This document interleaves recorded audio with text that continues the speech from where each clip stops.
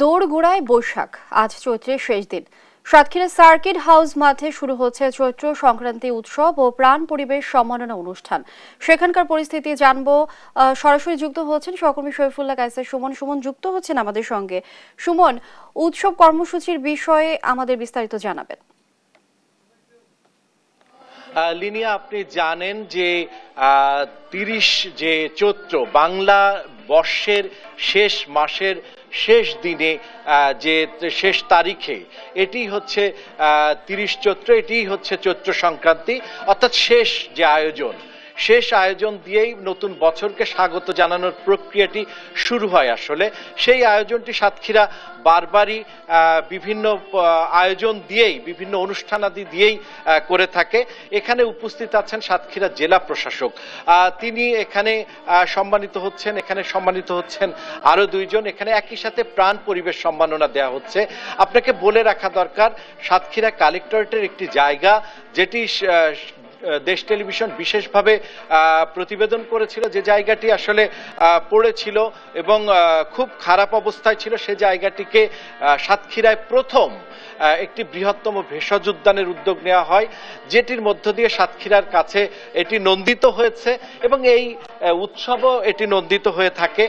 তো সেই জায়গা থেকে আজকে এই উৎসব শুরু হয়েছে।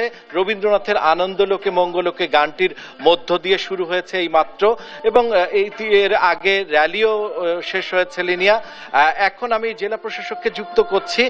সাথে জেলা প্রশাসক মোহাম্মদ হুমায়ুন কবির, তিনি জানাচ্ছেন আজকের এই অনুষ্ঠানের গুরুত্ব এবং একই সাথে এই যে গুণীজনদেরকে যে সম্মাননা দেওয়ার উদ্যোগ, এটিকে আপনি যেভাবে দেখছেন, যদিও আপনি নিজেই সম্মানিত।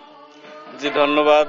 শুভ সকাল। দেশ টিভির মাধ্যমে আমি সাতক্ষীরাবাসী সহ সবাইকে চৈত্র সংক্রান্তির শুভেচ্ছা জানাচ্ছি। আজকে বাংলা বছরের চৈত্র মাসের শেষ দিন, চৈত্র সংক্রান্তি পালিত হয়ে থাকে এই দিনটিতে। আসলে বাঙালি সংস্কৃতি কিন্তু উৎসব পার্বণে ভরপুর। আমরা নানান উৎসব পার্বণ পালন করে থাকি, আমরা বাঙালি সংস্কৃতির অংশ এগুলো। তো আধুনিকতার ছোঁয়া বলি আর যে কোনো কারণেই হোক, আমাদের অনেক উৎসব কিন্তু হারিয়ে যাচ্ছে, আমরা আর সেভাবে পালন করি না। তো খুবই আনন্দের বিষয় যে সাতক্ষীরাতে অন্তত এই চৈত্র সংক্রান্তিটা প্রতি বছরই কিন্তু উদযাপন হয়ে থাকে। এবছরও হচ্ছে। আমাদের প্রাণ কেন্দ্র এর আয়োজন করেছে, আমাদের দেশ টিভি সম্পৃক্ত আছে এতে। তো আমি আয়োজকদেরকে ধন্যবাদ জানাই, কৃতজ্ঞতা জানাই যে আমাদের বাঙালি সংস্কৃতির একটা অন্যতম উৎসব পার্বণকে অনাড়ম্বর হলেও এটি আয়োজন করার জন্য।